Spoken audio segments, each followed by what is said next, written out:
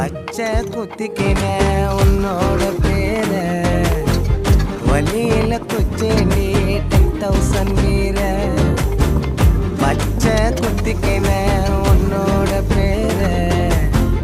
வழியில குச்சேண்டி